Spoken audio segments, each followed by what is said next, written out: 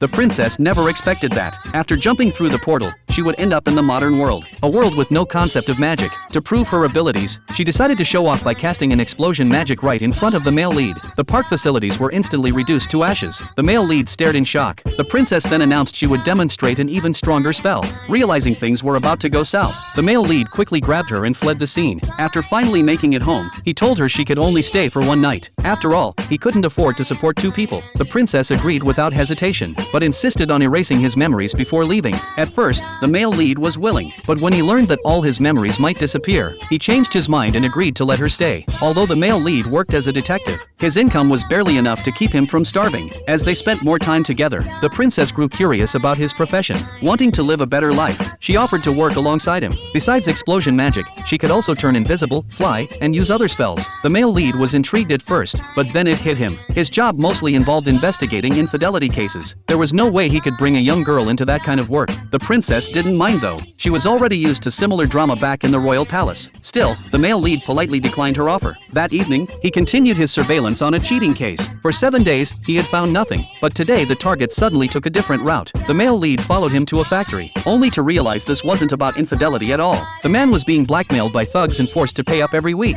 After recording the evidence, the male lead planned to call the police and leave. But seeing the victim beaten brutally, he couldn't just walk away. He stepped in and told the thugs to stop, but they wouldn't listen. Instead, they turned on him. One of them tried to ambush him from behind, but at the critical moment, the attacker was sent flying as if struck by an invisible force. It was the princess's magic. She had been secretly following the male lead all along. Enraged, the thugs attacked again, but the male lead wasn't defenseless either. With a single move, he subdued the one charging at him. The princess was amazed he was so skilled. She then used her magic to injure the remaining thugs. Confused by the strange attacks, the thugs stared in disbelief. The princess calmly explained it was Chinese kung fu. The male lead was impressed. She was taking the whole hide the magic thing seriously. Feeling mocked, the thugs charged together, only to be completely overpowered. The male lead later called the police and wrapped up the case. With the reward money, he treated himself and the princess to a barbecue feast that night. The princess was moved to tears. After so long in this world, she finally tasted real delicious food. Determined to eat well from now on, she decided to keep assisting the male lead with his detective work.